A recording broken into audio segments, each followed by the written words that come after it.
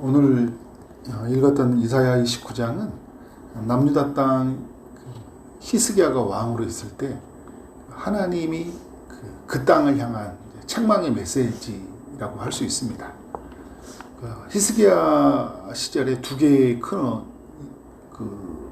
이흠들, 어려움들이 있었는데, 첫 번째는 아수르 제국이 유다를 무너뜨리기 위해서 침공하는 그런 위험들이 있었어요. 전쟁의 위험이 있었던 거죠. 또 두 번째는 이제 내적인 문제인데, 하나님을 향한 그 마음을 잃어버렸죠. 아수르와 동맹을 맺었잖아요. 히스기야 아버지가, 아하스가. 그래서 이 아수르가 숭배한 우상을 가지고 왔거든요. 우상의 제도, 시스템을. 우상 숭배하는 나라가 되다 보니까 이 나라가 이 예배가 무너져 버렸어요. 근데 여러분, 예배가 무너지면 다 무너집니다. 예배가 무너지니까 어떻게 해요? 또 옛적으로는 전쟁의 위험들이 있고 엉망이 된 거죠. 아버지 때 일어난 일이 누구의 어느 때의 결과로 나타난 거예요? 아들의 때. 우리가 여러분 뭔가 이렇게 우리 인간적인 방법으로 뭔가 문제를 해결해 갖고 하나님이 아닌 다른 것을 우리가 추구하고 살아가잖아요. 또 예배를 잃어버리면 내 다음 세대가 어떻게 할까요? 고통을 받아요. 오늘의 우리 이야기는 내일의 결과물이잖아요. 다시 말하면 어제 있었던 이야기가 오늘의 결과물이었잖아요. 그죠? 우연히 일어난 게 아니에요. 어제 우리가 그런 선택을 했기 때문에 우리에게 이런 일이 일어나는 거잖아요. 그러니까 그래서 오늘 우리가 믿음으로 심고 또 말씀의 원리를 따라 살아가는 건 너무 중요한 거예요. 무엇보다 하나님 앞에 경건한 예배자로 살아가는 거. 이건 내가 오늘 그 시간을 통해 누리는 거지만, 이 오늘 하루를 그렇게 믿음으로 심었던 것은 내일의 속에서 어떻게 할까요? 좋은 결과로 나타나는 거예요. 오늘 그래서 하나의 눈물로 어떻게 해요? 눈물로 하나의 미라를 심는 거예요. 하나님의 선한 것들을. 아버지 아하스 때 그렇게 나라를 운영해 가버리니까 히스기야 때 이런 어려움들이 생겨버리잖아요. 나라가 엉망이 돼버렸어요. 오늘 말씀을 보면 이제 이사야가 주는 하나님이 준 메시지가 이거잖아요. 슬프다 아리엘이여 아리엘이여. 아리엘이라는 이제 이야기는 지금 예루살렘 유다 땅을 향한 그 어떤 표현이에요. 시적 표현이에요. 아리엘이라는 단어가 그 하나님의 사자고 또 하나님의 번제단 이런 의미를 가지고 있거든요. 번제단, 제사를 드렸던 번제단. 이게 하나님의 사자라는 이제 의미는 이제 굉장히 존귀한 의미죠. 위엄이 있는 그런 나라죠. 그런데 번제단도 하나님 앞에서 어떻게 해요? 번제단 자체가 굉장히 영광스러운 건데, 그런데 여러분, 번제단은 뭐냐면 이 태우는 거잖아요. 뭐를 태우는 걸까요? 상징의 의미가 죄를 태우는 거거든요. 그러니까 이 아리엘은 어떤 의미를 가지고 있냐면 굉장히 존귀하고 굉장히 영광스러운 나라인데, 그런 예루살렘이었는데, 그런 나라가 번제단에 제물이 태워지는 것처럼 태워질 것이라는 것을 이렇게 이야기해주고 있어요. 그래서 아리엘이라는 단어가 이제 나오죠. 아리엘이라는 단어가 6번이나 나오고 있어요. 자, 다윗이 친성읍이여 해마다 절기가 돌아오린 이 진친성읍이여. 그러니까 다윗을 통해 이제 예루살렘이 세워졌잖아요. 그래서 그 예루살렘이 세워지고 그 안에 성전이 세워졌어요. 사람들은 이제 어떻게 합니까? 절기 때가 되면 예배드리러 오죠. 그런데 내가 아리엘을 괴롭게 하려니. 그러니까 이 예루살렘을 괴롭게 하는 건데, 그가 슬퍼하고 애곡하면 내게 아리엘 같이 되리라. 이건 이제 하나님의 이제 제단 같이 된다는 거예요. 번제단 같이. 무슨 말이에요? 완전히 불태워져 버린다는 거예요. 이 예루살렘이. 그런 슬픔이 예고가 된 거예요. 그러니까 여러분, 이사야는 뭐예요? 슬픈 거예요. 그러니까 지금 이렇게 막 엉망으로 살아가면 앞으로가 보이는 거예요. 그러니까 여러분, 우리가 하나님의 지혜를 가졌다는 것은 앞이 보인다는 거거든요. 뭐 예언적으로 보인다는 게 아니라 이게 믿음으로 보여요. 아, 내가 이런 선택하고 이렇게 행동을 하면 어떻게 해요? 앞으로 어떤 결과가 올지가 아는 거예요. 그래서 멈추는 거예요. 그래서 안 하는 거예요. 그래서 선한 것을 심는 거예요. 그래서 오늘 눈물로 또 하나님의 미래를 심는 거예요. 근데 이게 이사야가 이스라엘 백성들이 살았던 삶의 모습을 보니까 너무 슬픈 거예요. 슬프다. 이제 괴롭게 되는 세상을 보니까 슬픈 거죠. 그러면서 여러분 3절에서 보니까 내가 너를 사면으로 둘러친을 치며 이야기하잖아요. 하나님이 이제 이 예루살렘 유다 땅을 치시거든요. 사면으로 친대요. 너를 내어 대를 쌓아 너를 치리니 내가 낮아져서 땅에서 말하면 너의 말소리가 나지기 티끌에서 날 것이라. 내 목소리가 신접한 자의 목소리같이 땅에서 나며 내 말소리가 티끌에서 질걸거리라. 그러니까 무슨 말이냐면 진짜 이렇게 나오던 목소리가 아니라 이상한 목소리들이 나오는 세상이 되는 거예요. 여러분 이게 무슨 말일까요? 신음하고 짓거리고 막 이런 소리들. 우리가 여러분 나오던 하나님 안에서 주시는 그 은혜의 평안의 시대, 평강하고 평강하도록 지켜주시는 그 하나님의 세계를 살면 우리가 주시는 그 환희에 찬 기대에 찬 뭔가 너무 감사합니다, 은혜입니다, 이런 소리가 나오는데 여러분 이게 하나님의 죄를 많이 지으면 어떻게 돼요? 이상한 소리 하잖아요. 그 무당이 말하는 것처럼 망하고 다니고 막 사람들 이런 게 있잖아요. 이게 여러분 그 죄의 결과들이에요. 미친 사람 같잖아요. 그죠? 그러니까 우리가 여러분 하나님 앞에서 어떤 말씀을 따라 살아가냐는 거 너무 중요해요. 그 아버지들. 근데 여러분 또 히스기야가 그걸 또 잘 처리하지 못했어요. 내일 살펴볼 말씀이 나오면 히스기야가 처음에 믿음으로 이 문제를 해결하지 못했거든요. 나중에 그런데 또 하나님의 은혜 가운데서 돌이켜서 잘 해결해 갔으니까 이 남유다를 하나님 구원해 주신 거죠.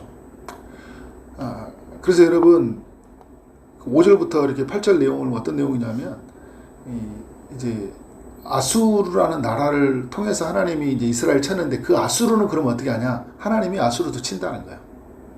그럼 아수르는 뭐 잘해서 도구로 사용하던 게 아니라 악한 자들을 통해서 여러분 어떻게 해요? 우리가 죄에 빠지잖아요. 악한 자들을 징계의 도구로 삼으셔서 우리를 이렇게 어떻게 해요? 책망하셔요. 징계하신다고.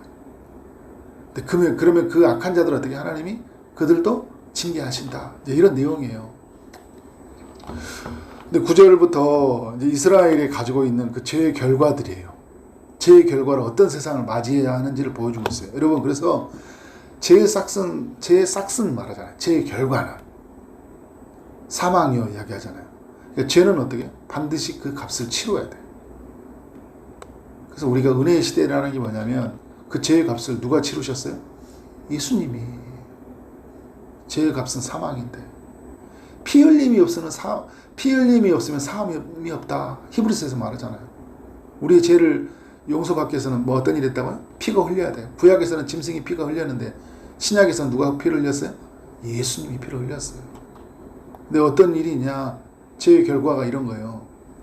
이전에는 이제 예수님이 오시기 전이니까. 근데 문제는 뭐냐? 짐승이 피를 흘려야 되는데 지금 뭐가 무너져 있어요? 예배가 무너져 있잖아요. 용서받을 수 있는 길이 없어요. 무엇만 하고 있어요? 죄만 짓고 있어요. 이런 세상이 지금 남유다 예루살렘 땅이에요. 한때 하나님을 예배했던 사람들, 한때 하나님을 그렇게 찾았던 사람들이 그 삶의 이야기를 보여주고 있어요. 무서운 건데 이런 이야기예요. 너희는 놀라고 놀라라. 너희는 맹인이 되고 맹인이 되라. 하나님이 눈을 가릴 것이다. 그러니까 여러분 제일 무서운 게 뭔지 아세요?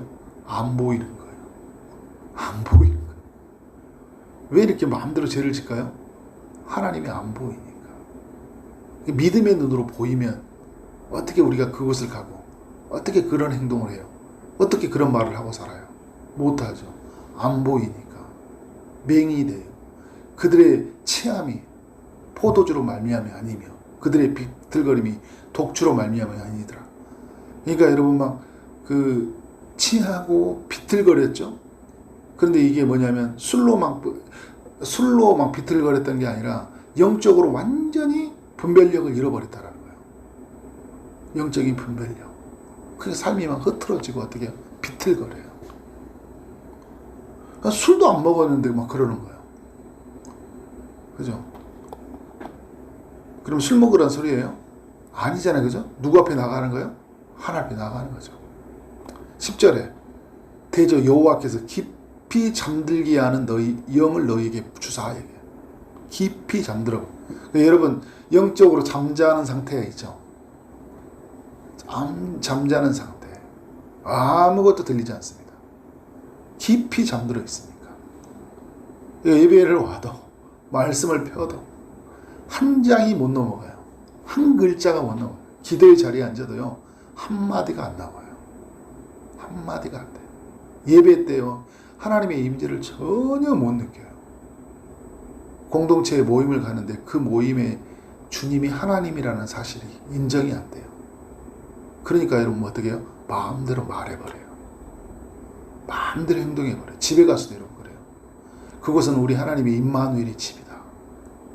그러니까 어떻게 해요? 삶이 분리가 돼요. 어떤 데는 사람들이 있으니까 그냥 어떻게 경건한 척, 사람만 조금만 없으면 어떻게 해요? 무너져버려요. 왜? 깊이 잠들게 해요. 이게 무서운 심판이에요, 여러분. 이걸 여러분 내버려 두심이라고 이야기해요. 너희의 눈을 남기셨으니 그가 선지자들과 너희의 지도자인 선견자들을 덮으셨습니다. 그러니까 이전에 보면 28장도 이 내용을 쭉 가보면 이런 거예요. 그냥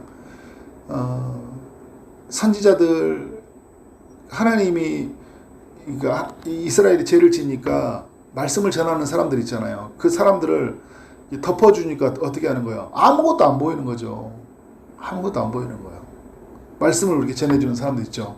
그 사람들을 가려버리니까 아무것도 뭐 최만석 목사는 최만석으로만 보이는 거예요. 우리 집사님은 그냥 인간 누구로만 다 보이는 거예요. 하나님의 사람들로 말씀을 나누고 서로 있잖아요. 말씀으로 고면하는 사람들이 아니에요. 그냥 인간 누구, 그죠? 내 이웃에 사는 사람, 그냥 내 남편, 내 아내 이 정도밖에 안 보이는 거예요. 근데 때로는 하나님 말씀이 우리 지체를 통해서, 그죠? 강단에서 말씀이 또 성령께서 들려주시는데 전혀 듣지 못해요. 예, 덮어져 버렸으니까. 11절에 이야기하잖아요. 그러므로 모든 계시가 너희에게 봉한 책의 말처럼 되었으니 책을 봉해버렸다는 거예요. 계시가 하나님의 주시는 그 계시가 봉해져 버렸어요. 그러니까 여러분 봉해진 책을 볼 수 있어요? 못 보는 거예요. 눈으로 보고 있는데 눈이 가려져 있고요. 이게 얼마나 무서운 겁니까, 여러분? 하나님이 저는 막 쳐가지고 무너뜨리고 막 이렇게 할 줄 알았더니 이런 심판 말했더니 할 줄 알았더니 이렇게 눈을 가려버리고요. 잠들게 해버리고요. 책을 봉해버려요. 그게 은혜를 못 받아버려요. 왜? 죄의 문제가 해결되지 않는 은혜는요. 그죠? 막 마음에 감동이 있고 와 오늘 많은 걸 깨달았어. 오늘 사업에 대한 아이디어를 얻었어. 오늘 우리 가정이 막 잘 살기 위한 아이디어를 얻었어. 우리가 그럴 수 있잖아요. 근데 하나님은 뭐예요? 아니야. 넌 지금 문제가 잘 사는 게 문제가 아니라 넌 네 죄의 문제를 철저하게 내려놓고 너는 완전히 무너져야 돼. 그죠? 깨져야 돼. 그거 내려놔야 돼. 나 붙잡아야지. 나 바라봐야지. 하나님이 주시는 메시지거든요. 근데 여러분 그래서 우리가 해야 될 일은요. 철저하게 하나님 회개해야 돼요. 회개. 완전히 씻어내야 된다고요. 완전히 비워내야 된다고요. 형식적인 거 말고 완전히 나를 무너뜨려야지 하나님 세워주신다니까요. 13절의 말씀. 주께서 이르시되 이 백성이 입으로는 나를 가까이 하며. 그죠? 그러니까 이런 거예요. 지금 눈이 가려져 있죠. 잠들어 있죠. 이 사람들의 삶의 결과가 어떤 거냐면요. 입으로는 나를 가까이 해요. 하나님 가까이 해요. 하나님 말을 해요. 안 하는 게 아니에요. 여러분 뭐 하나님 말을 전혀 안 하고 이런 것도 아니에요. 교회를 안 나가는 것도 아니에요. 입술로는 나를 공경한다니까요. 하나님 감사합니다. 막 입에 배웠어. 막, 그죠? 하나님 찬양합니다.